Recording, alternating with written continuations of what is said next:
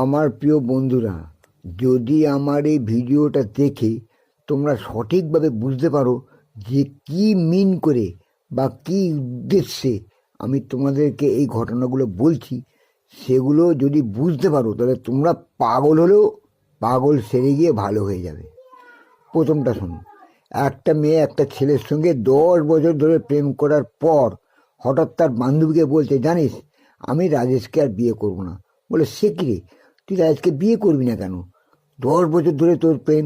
বলে, আরে শালা সে একদম নাস্তিক, কোনো কিছু মানতেই চায় না, কোনো ঠাকুর টুকুর মানে না, কোনো কিছু কথা শোনে না, সেই জন্য। বলে, আরে তুই চিন্তা করছিস কেন, সব ঠিক হয়ে যাবে। বলে, না না, আমি যখন ওকে বললাম নরক বলে একটা জিনিস আছে, পাপ করলে নরক ভুগতে হবে, সে বিশ্বাসই করলো না।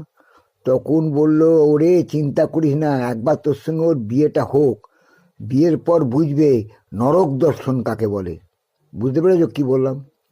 এইবার শোনো, একটা মুরগি একটা রাজহাঁসকে বিয়ে করেছে। সেই দেখে তার প্রেমিক মোরক তাকে বলছে, হ্যাঁ রে, আমি থাকতে তুই ওকে বিয়ে করলি কেন?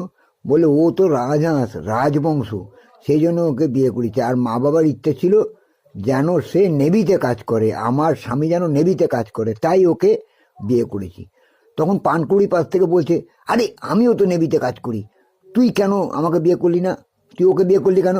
বলে, ওটা তো রাজবংশ, আর তুই তো ডুবে ডুবে জল খাস। সেই জন্যই মা বাবা রাজি হয়নি। তাহলে বুঝতে পারছো কি বলতে চাইছি?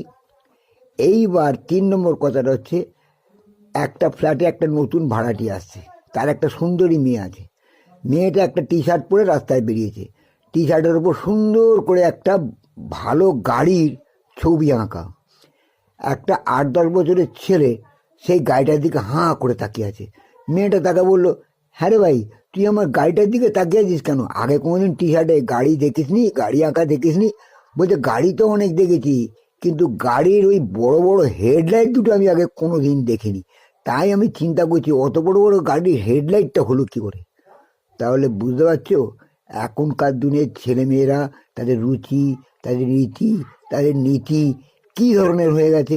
সুতরাং বলছি ভাই, সমাজটা এখন অন্য দর্শনে চলে গেছে, সাক্ষাৎ নরক দর্শনে। তোমরা চিন্তা করো যাতে তোমাদের স্বর্গ দর্শন হয়।